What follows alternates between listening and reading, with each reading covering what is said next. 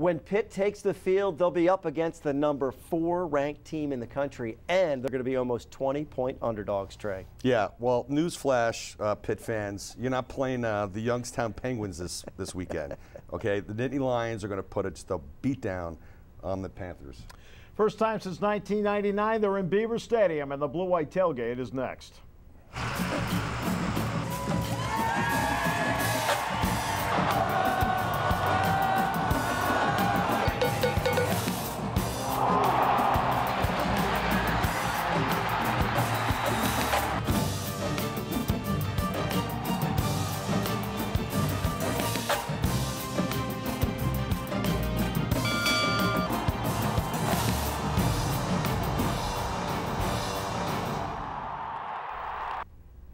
Great to have you with us on Blue White Tailgate. Steve Jones, Trey Bauer, Todd, Sadowski, Jay Paterno a bit later, along with Allison Luthman joining us.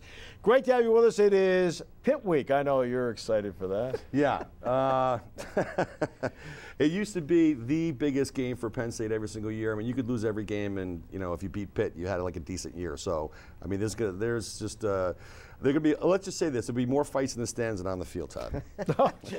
Well, the emotions are going to be ratcheted up, and I get the feeling that a 3-point win will not satisfy the Penn State Nittany Nation. They want blood is in the water. They want to destroy the Panthers this week. Well, coming up, we'll take a look at both football teams along the way, break it down. We'll hear from Pat Narduzzi, James Franklin, Trace McSorley, and others along the way. First of all, our PSECU pregame update with Allison Luthman. Hey guys, I'm Allison Luthman with your PSECU pregame update. Now, a name we heard all summer, all last week, and we'll be hearing throughout the next few months, Saquon Barkley. 246 yards, 18 touches against the Zips, and was just named Rose Bowl Player of the Week. Congratulations, Saquon. We look forward to following these achievements throughout the season. Now, fans, there have been a few rule changes for the 2017 college football season that you should be aware of, one of those being horse collar tackling. Now, as many of you know, this has already been a rule since 2008, but they're really cracking down on it this year. Originally, the rule said a defensive player could not grab the inside of an offensive player's collar and pull them to the ground for the tackle. Now that's expanding to the entire collar area as well as the nameplate. So if a defensive player grabs the outside of the jersey on a nameplate, outside of the collar, around the collar, in the collar, don't do it. It'll be an automatic personal foul, and the offensive team will have a 15-yard gain and automatic first down. That's been this week's PSECU pregame update.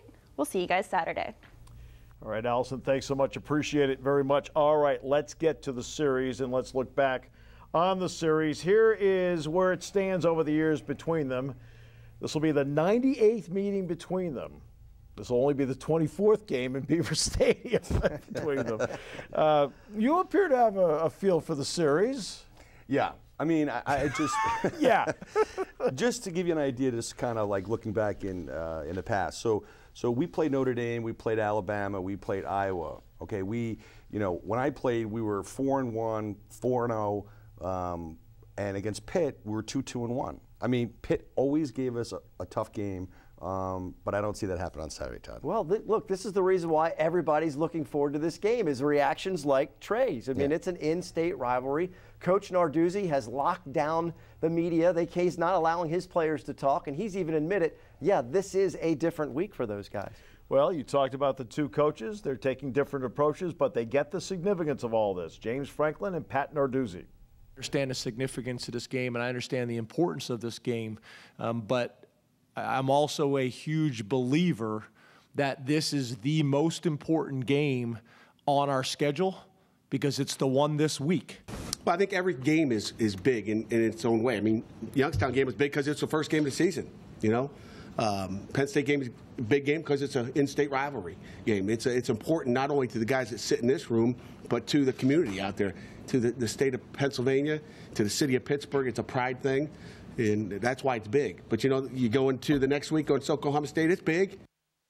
Yeah, I mean, there's perspective on both sides right there. But again, keeping the players away from the media, doesn't that send a message that it's bigger than life? Yeah, no doubt. And Narduzzi went on to say, like, they like being the underdogs. They were the underdogs last year. No, Coach, you were the favorites last year because you had about 50 seniors on the team. And that was the game that Pitt had to get in this 4-year series, in my opinion. They had to win that game at home with all that experience because Penn State was coming and on the rise, and this is the year that Penn State wants to show that they are the preeminent team in the state. Well, Penn State had a great season last year, but Trace McSorley admits, after going through the experience on Heinz Field, that did sting.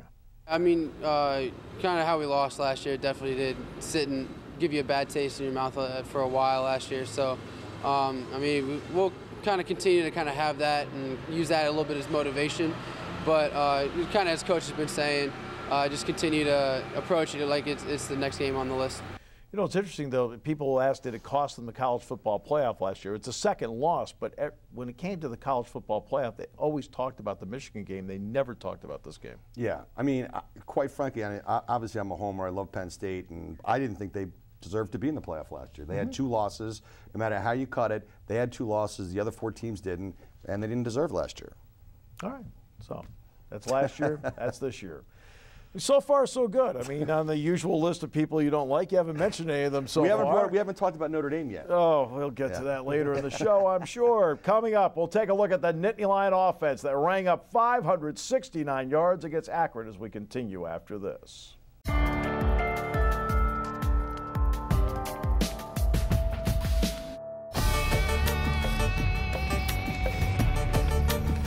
569 yards in total offense last week. That doesn't include all the return yardage. There were big plays, Trey, all over the lot. Yeah, I mean, Penn State, you realize like how good they are and how deep they are. I mean, they just reload with guys with their wideouts. You got, I mean, Barkley didn't touch the ball for the first 10 plays, Todd, and I mean, it's unbelievable how loaded they are. They almost seemed determined not to get the ball to their first team All-Americans on that first drive, didn't they? And, you know, Steve mentioned the amount of yardage. It was only in 65 total plays from the line of scrimmage, averaging 9 yards a play.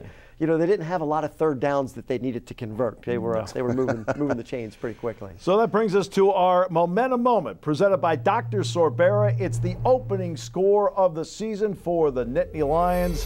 It turns out to be a slice of history. The first time since 2008, Penn State has returned a punt for a touchdown. DeAndre Tompkins, guys, he gets some blocking here along the way. Yeah. I mean, he obviously didn't do it himself, but once he turned the Jets on, it was over after that. Well, my favorite part is he doesn't let the punter touch him. He was going to the outside. He made that inside cut and said, the punter's, no, he's not going to touch me on this play. Yep, and there's a key part right there. And Dr. Sorbera presenting to us our momentum moment. All right.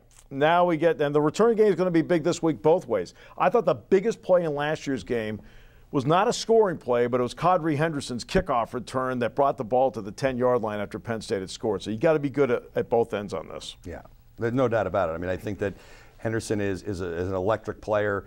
If I were James and I was the coaching staff, I just wouldn't even kick it to him. Well, he's the only threat that they have. And momentum is the key word to attach to the return game because it does. It shifts the momentum right away. Offense now. Let's take a look at the numbers from last week's game. Very impressive across the board for Penn State. Look, it's all in the context of an opening game, but still you want to do this as a nice starting point for you offensively, and those are very impressive numbers. You're saying they scored 52. That's just the offense scoring 45, the 7, of course, on the punt return we just watched. The family clothesline player of the game. You could have given it to the offensive line, but on the family clothesline offensive player of the game, we went with one of the co-offensive players of the week in the Big Ten, number 26, Saquon Barkley. Not a bad player, guys. I think he's going to be okay this year. I mean, I think he's going to rush for some yards. I think he's going to catch some passes, and I think he's going to jump over a bunch of people this year. 172 yards on only 14 carries. Oh, he didn't completely clear the guy on that hurdle, though. If you got to nitpick, you got to get all the way over that guy. He's just a joy to watch. I mean, so much fun, and enjoy it while we can, right? Yeah. Yeah, and the offensive line, though, did its job. Allison Luthman takes a closer look. Guys, we've been hearing all of Saquon's accolades for the week already. Let's take a look at the play that grabbed everyone's attention. In what Coach Franklin called the most complete football game his team has played, running back Saquon Barkley's 80-yard rush against Akron was the second longest of his career and tied for 10th longest in program history. Barkley says he's just doing what his team asks of him, and everyone will have their game. I just try to come out and do whatever the offense asks me to do or whatever the coach asks me to do. If it's run a wheel, try to catch the pass, run the ball, try to be physical on a short distance, or make that block. I don't really think it's important for anybody on our team to make it a point to get the ball. We have so many playmakers, and some games are going to be my game, some games are going to be Trey's game, and some games is going to be Mike, and obviously others on our offensive side of the ball. Although it's Barkley's name being talked about the most, the offensive line is just as proud of Saturday's rushing numbers. You know, watching that run and that big run, there's no better feeling than seeing Saquon open loose in the backfield and going for a long one. That's the greatest view you could see as a 2-6 as an offensive lineman. We're kind of the unsung heroes on the offensive line. You don't see us in the paper, you don't see that, but for internally, we all know that we were a big part of that, and that's huge, and that keeps people going, and that's what you build off that, and you take that and you run with it throughout the game and throughout the season. And the coaching staff has given the entire offensive line Offensive Player of the Week. Guys. Thank you, Allison. Well, when you look at that and what the offensive line did, I know you wanted very much for them to be our players of the week because they open up the holes, and McSorley he was protected well in this game. Yeah, I mean, that's been such an issue over the last 3 or 4 years with the offensive line that they got so much criticism, a lot from me personally, and I thought that they played very, very well. I thought that they really, stuck it to them, and these guys, McSorley and Barkley and Tompkins and Johnson, none of those guys are going to be able to do anything unless they have people blocking for them and doing a good job. They did a great job, but bigger challenges lie ahead, including this game with Pitt. And what I'm going to be looking for in that run pass option offense is how much can they keep that interior pressure off of them, because they need that split. Trace needs that extra second to make his decision whether to run or pass the ball. And when you have that interior pressure come through the middle, then you get in bad down and distance situations. So that's what I'm going to be looking forward, as we move forward against the Michigans, the Ohio States, and this week against Pitt. Time now for the Joel Comfort Drive of the Week. Penn State had one takeaway in last week's game, and they converted it into points as they were able to put together, after the Amani Oruwariye interception, a 10-play, 75-yard drive. And this was surgical. It's easier when you got 26. Surgery goes a lot quicker. Yeah. There's your scalpel. Yeah. There's your sponge. And there they just worked the way downfield. Look, in an opening game, because you don't have any preseason games, and you just start right away, there are a lot of areas they just look really sharp to start with. They did. It's a good starting point. Yeah, no, I mean, I was very impressed with them from the get-go, and we talked about it on the show last week, is getting out early and, kind of putting them in their place, so to speak. And I thought they did a great job. What got me was the distribution on those highlights. It was not just one guy over and over again, Todd. Yeah. There was a wide range of people who had the football. They have so many weapons at their disposal. And when you watch Trace play quarterback, one of the plays, and what he does, I think, best is he buys that couple of seconds with his eyes still looking downfield. And he really kills defenses with those 20, the big chunk plays that he gets out of that particular situation down the middle. And then when you look at his throws, they're all right on target, right between the numbers, and the guys can make plays after they catch the ball. They get old yards after the catch. You watch our receivers do it again and then again and again because of where he throws the ball. Pitt did a great job against Barkley last year in the running game, a great job. But Barkley hurt them in the pass game. Pat Narduzzi very wary of that. He's stronger, I think. He's fast. He does it all. I mean, he can do it all. I'm sure we're going to see some wheel routes. I don't know if you guys know what a wheel route is, but that wheel route, we saw a couple the other day. We'll have that ironed out in every different possible formation you can see. We didn't obviously see a lot of them in preseason. Did a bad job as coaches. Starts with me, but we'll have that ironed out as well. Yeah, it's interesting he brought that up because when you watch the Youngstown State game, Youngstown State actually hit a couple wheel routes, Todd, against them. Well, look, they hit everything. Everybody hits everything against Pitt's secondary. It's one of the worst statistically we've seen in a long, long time. And for them to have to try and cover Saquon Barkley out of the backfield, it's going to be a long day for them. That is a tall order indeed. Well, that's what makes Barkley so effective. He's not just a one-dimensional player, and you have to cover him all over the field because of how effective he is in the pass game. Coming up, we'll go into the film room. Todd and Jay Paterno will be there to break down several elements on this matchup, Penn State and Pitt. Beaver Stadium, 3:30 on Saturday. And then after the film room, we'll come back and look at the Penn State defense as we continue after this.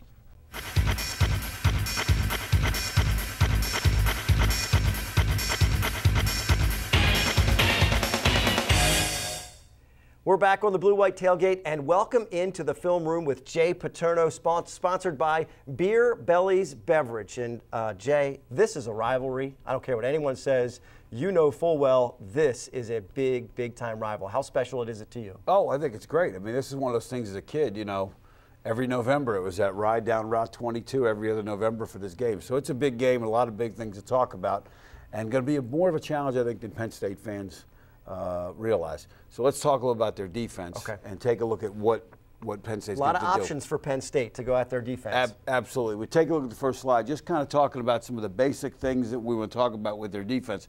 This is a defense that last year held Barkley to 85 yards on 20 carries. The reason they do this is they commit to the run with their safeties and their linebackers, but it does create some opportunities in the pass game. Take a look at one play from last year with a little play fake.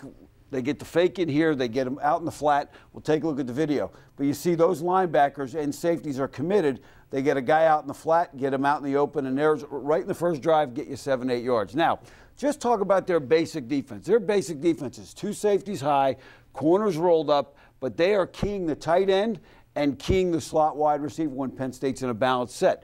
What that does is with play fakes and run game, they're going to come downhill. They're going to attack this thing. Now, what that does for you, though, it forces you to really rely on your tight end, your slot receiver, and your running back in the pass game. That's why the wheel route is always so effective against them, even from when Tom Narduzzi was at Michigan State. So expect to see that. But you'll see on this play, when they snap the ball, these guys are committed to run. Let's take a look at the video now. Again, another play from last year. But you can see they get up the field. You got one-on-one. Now, here they use the wheel route to Psecu. Last year, the slot receiver and Psecu combined for about 14 catches. Expect them to have big days. When you get into trips, it changes their alignment a little bit. And again, this backside safety is going to key the tight end. He's going to key the slot. But now it gives you one-on-one press here. If you like that matchup, you can take that all day. But I think it does create a lot of openings here in the pass game. And let's take a look at this clip. These guys are going to have big days in the pass game. But again, with the run game, you see how aggressive the linebackers are and how aggressive those safeties are coming up and making tackles. Now, if Penn State does get where they're throwing the ball a lot and having some success, expect some blitz. Now, in the blitz game, unlike most teams, when they bring 6 men, they don't go to a man-free all the time concept. They're going to play 3 deep, 2 underneath, and bring these 2 guys. Now, this is more of a rundown blitz, so expect to see this on 1st and 2nd down to help handle the inside run game and the zone read stuff from Penn State. Take a look at how they handled us last year.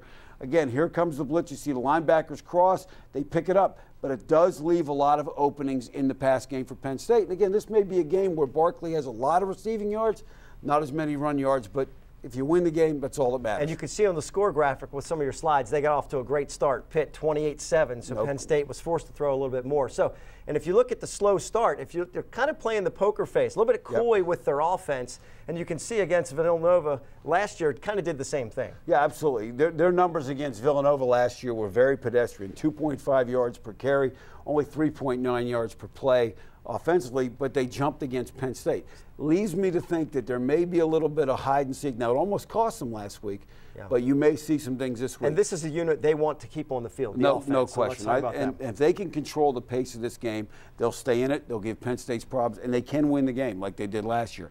Now, one of the things that was difficult for Penn State last year was all the formations and all the motions. And here's one play we're going to show you where they're actually going to shift the tight end and a wing and the fullback, bring to an overload. They're going to bring the receiver back to a trips type set and then start him back and run the jet sweep.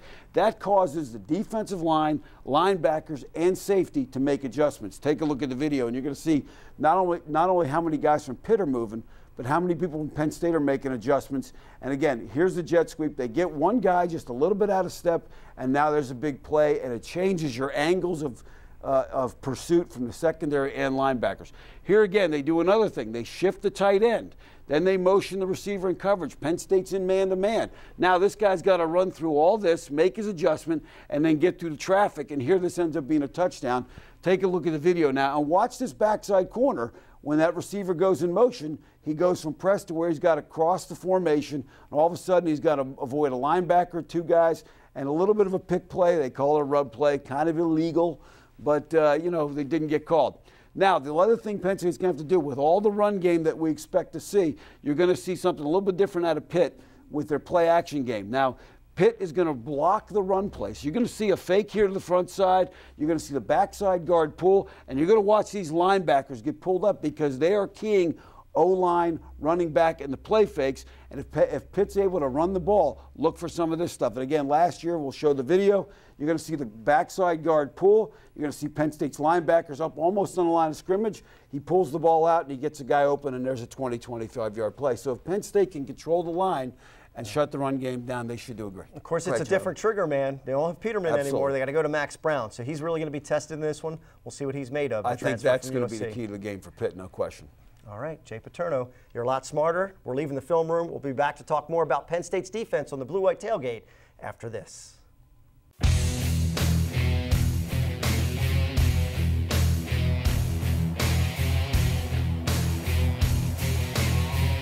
Welcome back. Let's take a look now at the Penn State defense. They went and pitched a shutout for the first time since the Illinois game a couple of years ago. First time in an opening game shutout since Florida International back in 2007. So, okay, Mr. Defense, what did you think? I thought they played well. I thought they dominated in the trenches. I was a little concerned with the linebacker play. You know, I think it was more opening day jitters, I guess. They just, you know, missing tackles, whatever. I thought the secondary played solid, and, you know, I expect more of that this week, Todd. How do you keep track of them all? 34 guys recorded tackles. I mean, they're running in and out. I mean, if you're trying to keep the score sheet, Steve, how in the world do you keep track of all that? I mean, there's a lot of bodies moving in and out of there in that lineup. Well, a lot of the bodies that moved in and out of the lineup were the defensive linemen, and our family clothesline defensive players of the week happened to be the defensive linemen, where, yes, they ran a lot of bodies in and out during the course of the day, and it paid off. They keep guys fresh, Todd, and this is a big part of this. It's their philosophy. They want to recruit a ton of athletes. Just keep those guys rolling in there and just take it and go after the offensive linemen. Look, your offensive linemen, you want them to have, right, that you want them to be in there to have that continuity. Well, if you can continue to run fresh bodies at them, it makes it tougher and tougher on those guys. And it's going to be a much different challenge this week. Pitt has a very good offensive line, a good power running game. Yeah, I mean, they've always been known to have, you know, big linemen, even back from the 80s when, you know, between Frelick and Stepnoski, and they've always done a good job on the offensive line. I think the key is that we're going to be able to reload on the defensive side as far as the defensive linemen. You know, we have a lot of fresh bodies like we talked about, and I think it's going to be really difficult for them. James Franklin was very pleased with how the defensive line came out of the gate. This was a guy that really jumped out to me. He was physical. He was explosive. You know, I showed the entire team, you know, on Sunday. I pull out about 6 plays a game that I show. And, you know, he had a couple plays where he just took the center and drove the center back 5 yards into the backfield. And I don't care what offense you're running. If the nose guard takes the center and drives him 5 yards back in the backfield, I don't care if you're running pro style, I don't care if you're running spread, I don't care if you're running option, I don't care what you're doing, you're going to have a hard time being successful.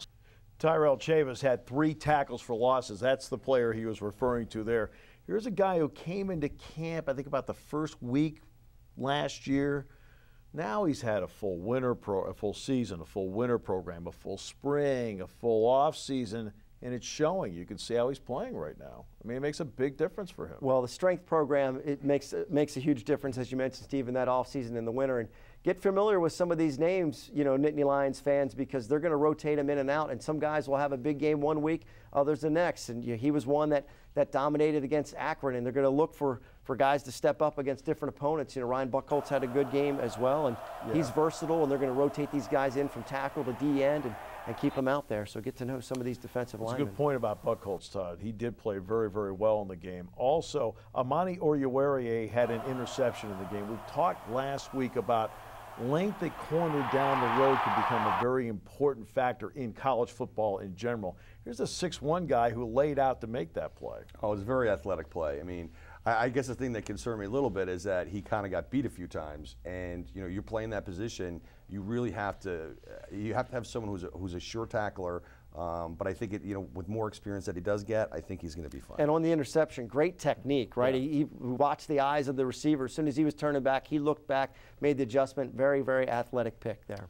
All right, let's take a look at the tail of the tape when it comes to the Pitt offense, led by USC transfer Max Brown. And they went out, scored the 28, the 208 yards rushing. In reality, Pitt will balance some things out, but they really love to establish that ground game. That's what makes them dangerous, guys. And that's what they did last year. Obviously, the jet sweeps got to Penn State early last year, but that's the danger in Pitt, is controlling time of possession, controlling the ball, keeping it away from the Nittany Lions offense, and those sustained, double-digit drives, 10 plays plus. That's what they want to do all day long. Yeah, they rack up 36, 37 minutes in time of possession in this game and play keep away with the ball. That could be an important factor in this game. Yeah, no, absolutely. I mean, the thing is,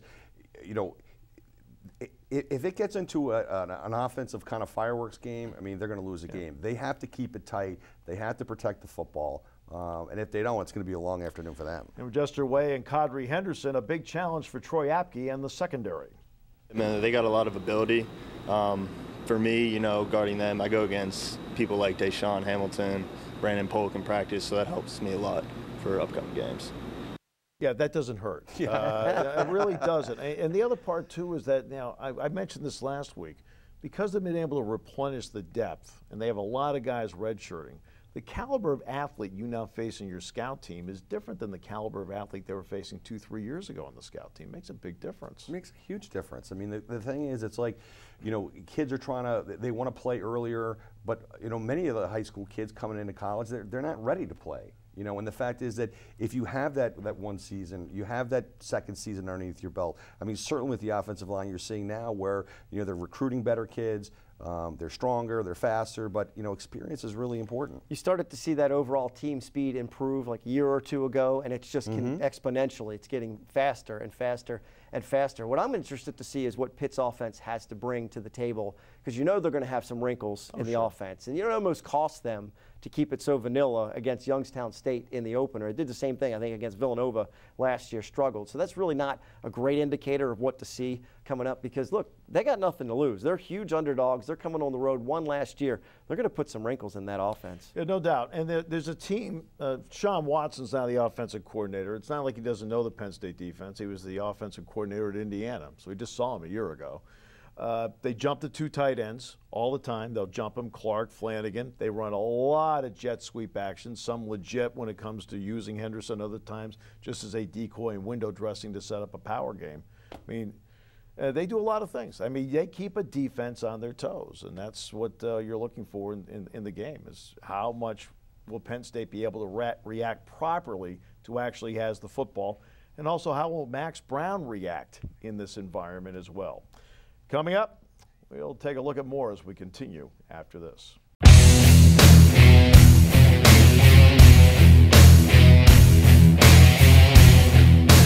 Welcome back to Blue White Tailgate. We're joined on the phone by Justin Kurpeikis, who played for Penn State in the late 90s, spent 4 seasons in the NFL. Justin, how's it going today?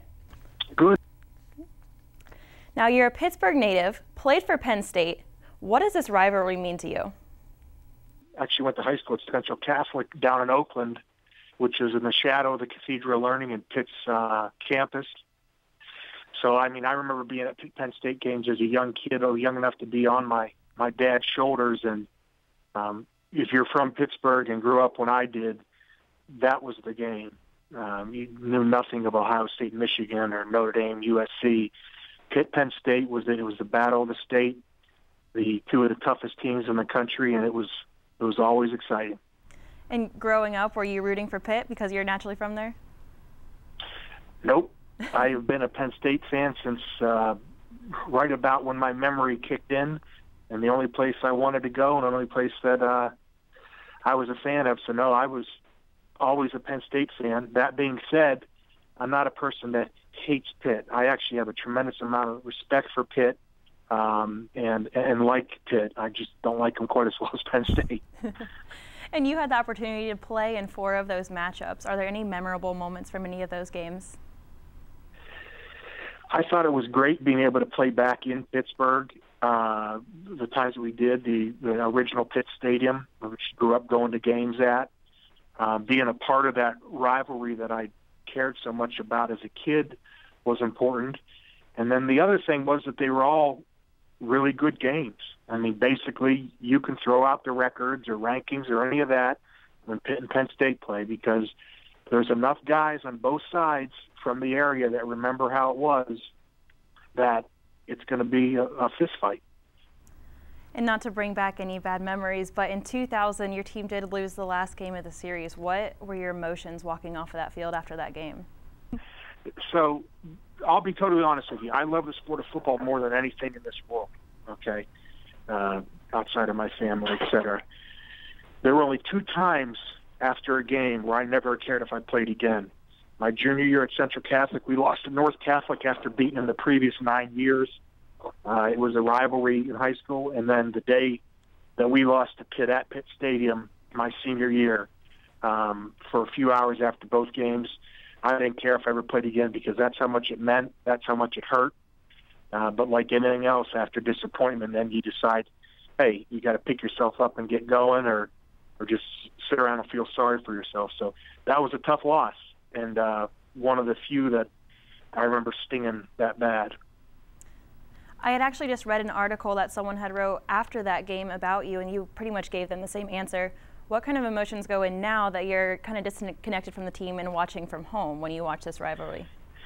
Yeah, I mean, I'm an old middle-aged guy that's been out of it for a long time, but just thinking about that did bring back a little bit of raw emotion because, again, when your family and your school and your team mean that much to you and you suffer that type of disappointment, boy, I guess it's even 17 years later still hurts a bit. Well, and this is going to be the tough question. Predictions for the game this week?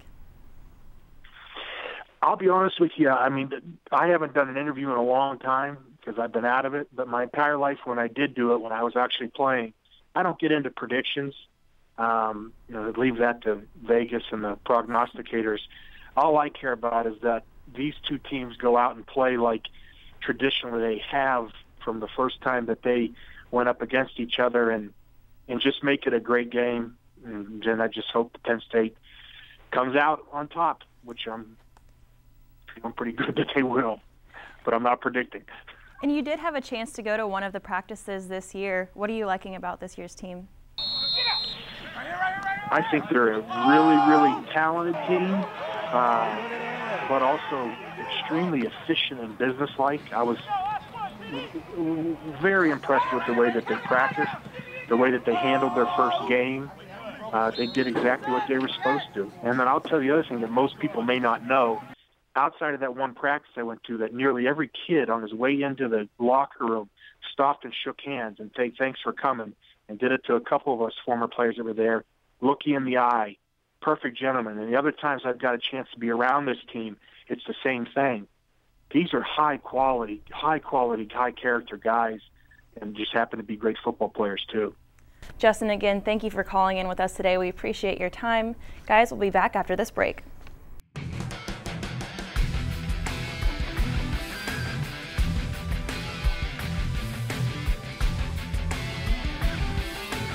Well, in this segment, we'll take a closer look at Pitt and what they've done. Pat Narduzzi, of course, the head coach. Let's take a look at the Narduzzi file that our crack staff has been able to put together.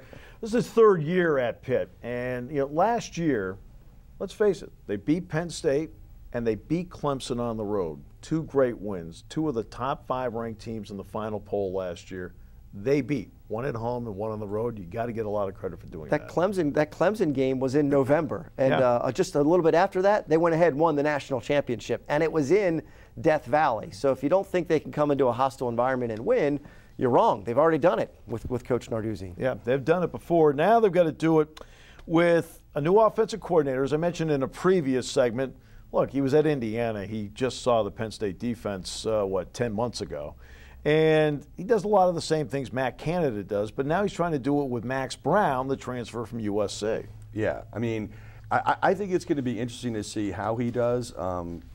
He played okay versus Youngstown State, but it's not, Penn State is not Youngstown State. Yeah. So, we'll see what he's got to bring on Saturday. Well, and I think they're going to take the reins off of him. He had 17 completions for only 140 yards. They didn't really go downfield very much. They're going to have to do that if they want to keep up. I think this game is very much about Pitt trying to keep up with Penn State's offense. And in order to do that, he's going to have to take some shots down the field. Yeah. Early in the season last year, and especially starting with the Pitt game, the jet sweep with Kadri Henderson was very effective.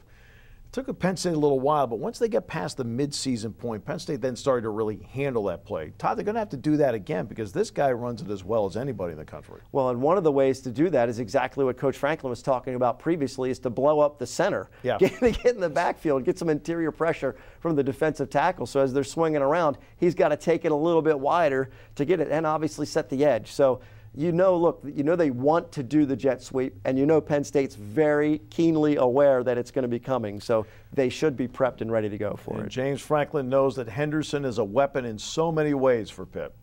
Quadri Henderson, in my opinion, is the issue in the game. He's the guy you go into the game and you say, who's the guy that can be a game changer or a game wrecker, however you want to describe it. He's that guy. So we have to have a plan for him to try to limit the impact that he'll have in this game. No question about it. And then Jester Way, another good receiver. Matthews, another good receiver. The two tight ends, Flanagan at Rutgers, Clark from UCLA. They got a lot of transfers here. You go up front to the offensive line. One of the guards is a grad transfer from Texas. So they've got a lot of guys that have played some big football before. Yeah, I mean, they do, but again, what they showed me last week, which wasn't much. Right. I mean, they're playing Penn State on the road with a big chip on their shoulder. I think it's going to be a long, long afternoon for them, Todd. They're still doing handshakes in the huddle, introducing themselves to each other, coming from all these different places. So we'll see what they can do. But there's the other cadre, Allison, is the one that I think is going to have a big impact in this game. He's 6'3", he's over 200 pounds. That's a big running back. And as we mentioned, they want to establish a power running game. They get in those 3rd and 3s, and he gets some momentum up against the defensive line. They're going to be fighting for that line of scrimmage, for that first down marker. James Conner had a big game against Penn State last year, but if you recall, of course, he had to sit out the 2015 season. Well, Condry Allison came in and was the ACC Rookie of the Year, gaining over 1,100 yards. So it's not exactly, well, Connor's gone. This guy's pretty good. Trey, what did you think about those big backs for a linebacker when you go up against those guys? I mean, look, you're Jason Kabinda, and you've got to meet him at the line of scrimmage, and you got 1 yard's difference. Is he going to drive you back a yard, or are you going to take him back a yard? That's got to be a tough job for a linebacker. Well, I mean, it's old school football. I mean, it's literally, you put your nose on them. You got to have, proper leverage. You have to have proper technique. You can't be ankle tackling guys that are 220, 230 pounds. I mean, Pitt had a guy when I played, Craig Ironhead Hayward. He was 265 pounds. And when he started coming downhill on you, you better make sure your chin strap is very tight.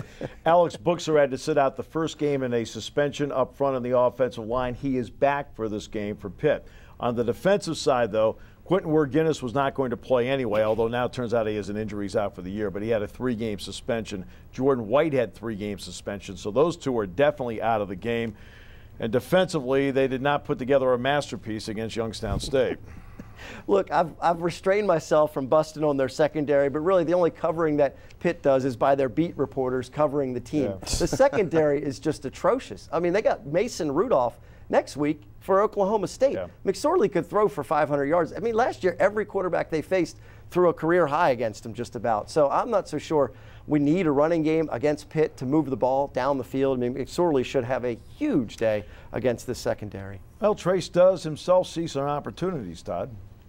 You definitely can get a sense that, maybe we can exploit them through those positions. But, I mean, they're going to go back, they're going to watch that film and know that that's how Youngstown was able to kind of get some points on the board and get the ball moving, some explosive plays, and probably have a little bit of a heightened awareness of that. Every team goes back and corrects things from the game before, so that's something that we'll expect them to have corrected. But we'll have our game plan set. And he's talking about the tight ends, Gesicki, Holland, running backs like Barkley. Barkley.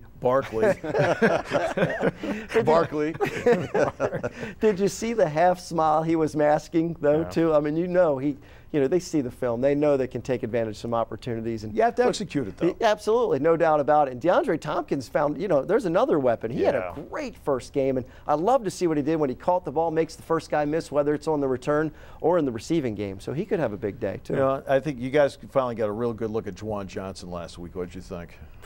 Oh, I think he's legit. I mean, he's big, he's fast, he's got great hands. I mean, he seems like a kind of kid you can kind of really root for. He seems like a good kid. He's very religious in many ways, and it's hard to root against a guy like that. Steve caught the ball with his hands, and as soon as he was going to get contact deep across the middle, tucked it in right away. I mean, absorbed the hit. Just really technically sound, which you don't always see from large, big receivers like Jajuan Johnson. Well, you see the maturity there, and here's where the maturity comes in. He came in, he's a very serious guy, so he wants to do things right. So I thought the first couple of years, year and a half or so, very mechanical. Now you look at him, the fluidity with which he plays the game, there's more instinct, and now it's showing up on game day. Like you said, it's the kind of guy you can root for along the way. All right, the good, the bad, and the ugly. I don't know if anybody watches this roots for it, but we're going to do it anyway as we continue with the Blue White Tailgate show after this. It's the segment everybody waits for. It's the one that includes the good, the bad, and the ugly. And this time we have straightened out the roles to the point where they actually do match. The angelic one, Todd, has the good. Bring the bad boy, Trey, has the bad. And the perfect face for radio has the ugly. Stop it. So let's get to the good. All right, we'll start. There's too many good to pick out specifically. With just college football fans in general, what you were treated to on Labor Day weekend. It started with Thursday night, then Saturday games, Sunday, even Monday night's game on Labor Day night, Tennessee and Georgia Tech, double overtime, the UCLA comeback. Nothing but good games and entertainment for college football fans. Bad? How about the state of Texas? Okay, you got Texas opening up the Tom Herman era, losing to the Terps. Okay, that's bad. What's worse is my buddy Matt Rule and his team at Baylor losing to Liberty, opening game of the start of his career at Baylor. That's pretty bad, Steve. Yeah, it is, and it didn't take long for one of the border regions of Texas A&M to express an opinion in a Trey Bauer sort of way. I get the ugly, and the ugly is the unfortunate injuries you see in the game. Francois getting hurt at Florida State, Texas A&M losing its quarterback, Pigram, the fine young quarterback at Maryland, out for the season with an ACL. Nick Westbrook, the wide receiver from Indiana, hurt on the opening kickoff, out for the year. Eason at Georgia getting hurt at quarterback. A lot of injuries. That's the tough part that we saw from opening week. All right, time now to pick some games. We were going to have you do Georgia-Notre Dame, but instead, Jay Paterno volunteered. Jay, what do you have? Georgia's at Notre Dame, and I like the Bulldogs, number one, because I'm like Trey. I can never pick Notre Dame. But even with a quarterback hurt, I think the Georgia Bulldogs have too much on both sides of the ball. They win this one, but it's close. All right, thanks a lot, Jay. I get Stanford, USC. USC offense can certainly move it. Defensively, they struggled last week. I think this will be a close game, but I'm going to go with USC in this one. Trey, you've got Auburn and Clemson. Clemson. Auburn, the team that gave us Scam Newton and, of course, the Nobel laureate Charles Barkley at Clemson. Dabo Sweeney. I mean, Dabo, what kind of name is Dabo? I'm seriously, who names their kid Dabo? I think Clemson's going to win it in a close one. Well, I know that one family named their child Todd. And what kind of name is Todd? Oklahoma, Ohio State. All right, Oklahoma at Ohio State. Look, after Penn State handles Pitt, and they will handle Pitt, right? Get yourself to a TV and watch Oklahoma at Ohio State. Baker Mayfield in the horseshoe. I'll take the Buckeyes at home in a close one. All right, Trey, let's get to keys now. Keys to the game for me is to Penn State to get off to a good start. I'd like to see them defer in the second half. 3-and-out for Pitt, and defensively kind of just really start to, put the what on them. Touchdowns to field goals. You're going to have scoring drives. You got to plug it in the end zone like the Panthers did last year. You look for Penn State to score more TDs and force the Panthers to settle for 3. Being on schedule. Keeping Pitt off schedule, which forces them to 3rd and long. You'd like to see that. Win special teams in this game, and then Penn State being on schedule. Big plays on 1st and 2nd down. Those will be some of the keys I look at in this game. Well, enjoy it. First time in '99, they're in Beaver Stadium. Thanks for joining us on the Blue White Tailgate.